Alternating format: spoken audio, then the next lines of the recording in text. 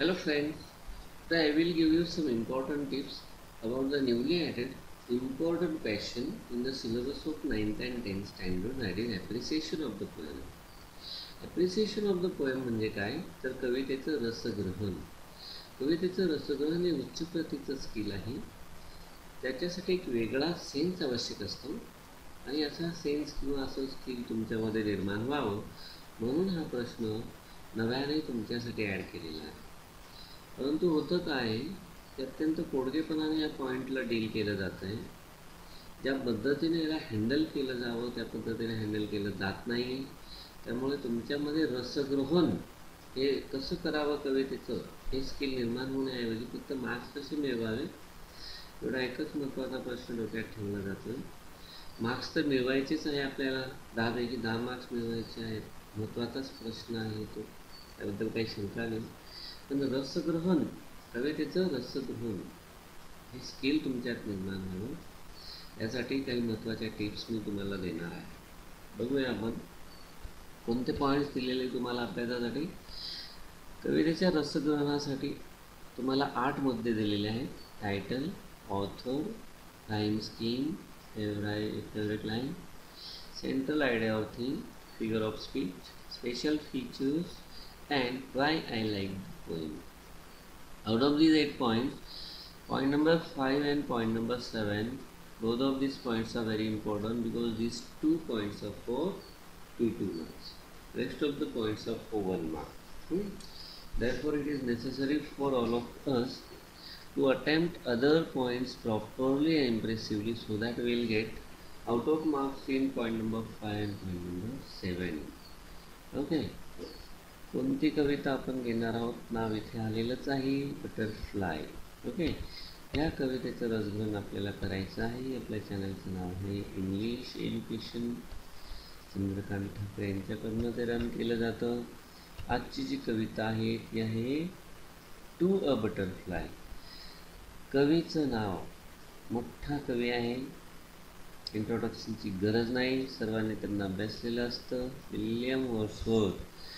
William Wordsworth हे मोठे कवी आहे.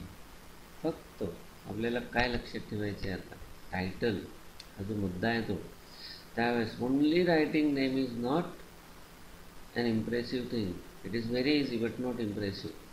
म्हणून मी तुम्हाला काहीतरी टिप्स देणार आहे आज टायटल लिहिण्याबद्दल, जे महत्त्वाचं आहे. फक्त बटरफ्लाय, टू अ बटरफ्लाय हे आपल्याला नाव लिहायचं नाही आहे. आपल्याला थोडीशी अधिक माहिती द्यायची. आपल्याला या नावाबद्दल काय माहिती देणार आहोत आपण ते या ठिकाणी लिहिलेलं आहे. कवितेचं नाव काय, टू अ बटरफ्लाय. काय लिहिलं आहे बघा मी. The poem has a beautiful name, to a butterfly. काय दर्शवतं हे नाव? It indicates that the poet addresses to the butterfly. म्हणजे कवी बटरफ्लायला उद्देशून काहीतरी बोलतोय आणि views his poem around this natural image. आणि ही जी नैसर्गिक इमेज वापरलेली आहे या नैसर्गिक इमेजच्या सहाय्याने कवी आपली कविता बनवतोय. कोण आहे ऑथर? पोएट. फक्त नाव लिहायचं का इथे? नाही, इथे सुद्धा आपल्याला कवीबद्दल थोडीशी अधिक माहिती द्यायची आहे. ही अधिक माहिती दिल्याने आपलं आन्सर इम्प्रेसिव्ह बनतं आहे. जसं आपण नावाबद्दल केलं तसंच आता कवीच्या नावाबद्दल या ठिकाणी आपण करणार आहोत. काय कवीचं नाव? The poet of this poem needs no introduction. परिचयाची गरज नाही, मोठं नाव आहे. काय? William Wordsworth. काय माहिती देणार? William Wordsworth is the best nature poet in English literature. पुढचा पॉईंट, राईम स्कीम. इथे सुद्धा फक्त राईम स्कीम लिहून मोकळं नाही व्हायचं आपल्याला. We must give some important information about the stanza pattern. We must give some important information about how many lines are there in stanzas. बघा कसं लिहिलेलं आहे मी. This poem is written in 2 stanzas. Both of this stanzas have 9 lines. काय लिहिलं आपण? Both of this stanzas have 9 lines. The rhyme scheme is A A B B C B C C. आणि दुसरा stanza A A B B C A C C A. अशा पद्धतीने आपण माहिती देऊ शकतो आणि आपला आन्सर इम्प्रेसिव्ह होणार आहे मित्रांनो. फेवरेट लाईन, सर्वात आधी जी लाईन आपण निवडलेली ती या ठिकाणी लिहून टाकायची. O pleasant pleasant were the days, the time when in childish plays. आता ही ओळ का आवडली ते तुम्हाला द्यावंच लागेल, त्याशिवाय कवितेचं रसग्रहण पूर्ण नाही होऊ शकत. फक्त ओळी लिहून दिल्यानं झालं, मार्क्स मिळून जातील हो, पण मग रसग्रहण कसं करणार आपण? बघा, these are the beautiful lines reminding the beautiful days of the childhood. We never forget the days when we played with our beloved ones. या कविता, या ओळी आपल्याला आपल्या बालपणाच्या आठवणी जागृत करतं. त्याचबरोबर ज्यांच्यासोबत आपण लहानपणी खेळलेलो आहे ते आपण कधीही विसरू शकत नाही. आता 2 मार्कांचा प्रश्न, थीम ऑफ सेंट्रल आयडिया, कवितेचा विषय द्या, कवितेचा अर्थ सांगण्याचा प्रयत्न करा. समरी टाईप तुम्हाला आन्सर द्यायचं आहे, ज्यात विषय कंप्लीट आला पाहिजे. 2 मार्क्स मिळतील. कमीत कमीत तुम्ही जर 4 पॉईंट्स लिहिले तर प्रत्येक पॉईंटला अर्धा मार्क्स मिळेल. बघा काय लिहिलं. The theme of the poem is about the memories of the childhood of the narrator. कवीच्या आठवणींबद्दल कविता आहे. He looks back at his childhood days when the butterfly reminds him the most beautiful days of childhood. Butterfly जी आहे, फुलपाखरू, आठवण करून देतं आणि मग त्या विस्मृतीत गेलेल्या बालपणाच्या आठवणी त्यांच्याकडे कवी वेगळ्या दृष्टीने बघायला लागतो. Those days were the golden days of his life, which he had spent with his sister in the countryside, playing with and chasing butterfly. अत्यंत सोनेरी दिवस होते ते. आपल्या बहिणीसोबत ग्रामीण भागात खेळत असताना, बटरफ्लायचा पाठलाग करत असतानाचं चित्र कवीच्या डोळ्यासमोर उभं राहत आहे. फिगर ऑफ स्पीच, तिथे सुद्धा आपल्याला फिगर ऑफ स्पीच नाव लिहिल्याबरोबर पटकन फिगर ऑफ स्पीच कोणती आहे ते लिहून टाका. शक्य असेल तर पहिल्या ओळींमध्ये ती फिगर ऑफ स्पीच काय असते त्याची माहिती द्या. There are many lines in the poem which do not have the proper word order.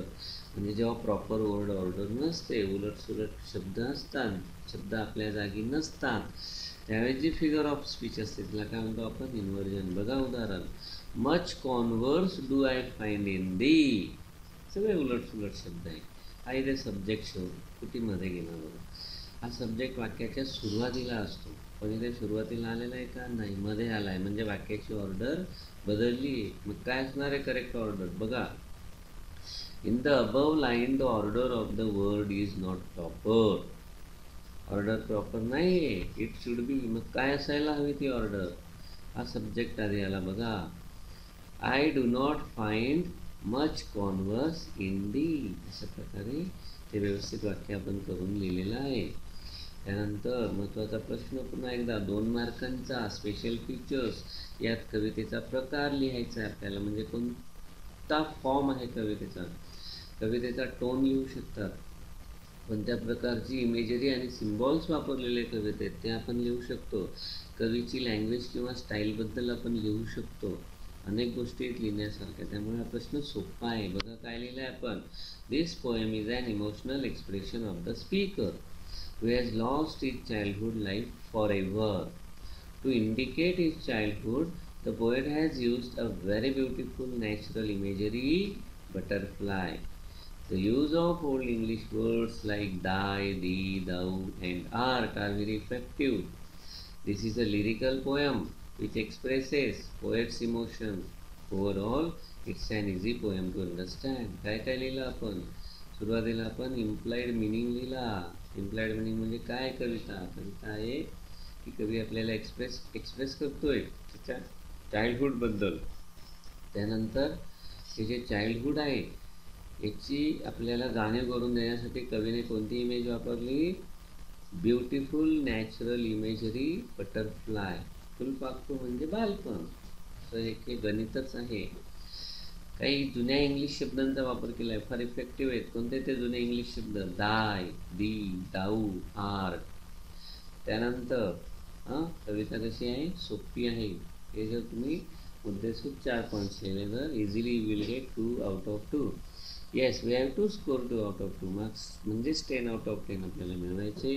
त्याचबरोबर आपण रसग्रहणसुद्धा शिकलं पाहिजे. हा एक वेगळाच आनंद आहे जो घेता आला पाहिजे. Y I like the poem. फार महत्त्वाचा प्रश्न आहे, पण आपण बऱ्याचदा सिरियसली घेत नाही. मी सांगतो तुम्हाला, प्रश्न अत्यंत सिरियसली लिहायचा. एक्झामिनरशी आपण बोलतोय असं वाटलं पाहिजे. बघा, everyone likes his or her childhood. The emotions of poet are the emotions of everyone. I find myself in the place of narrator and feels the same. It's beautiful poem about childhood and hence I liked it. बघा, कवीच्या आठवणी म्हणजे प्रत्येकाच्या आठवणी. आपल्याला स्वतःला असं वाटतंय की कविता आपलीच आहे, त्यामुळे कविता आवडली. ओके, अशा पद्धतीने तुम्ही छान पद्धतीने ॲप्रिसिएशन लिहिलं तर तुम्हाला 10पैकी 10 मार्क्स मिळतीलच. पण कवितेचं रसग्रहण कसं करावं, हे अत्यंत उच्च प्रतीच्या स्किलची माहिती मिळेल आणि ते आपल्यामध्ये निर्माण होईल. धन्यवाद.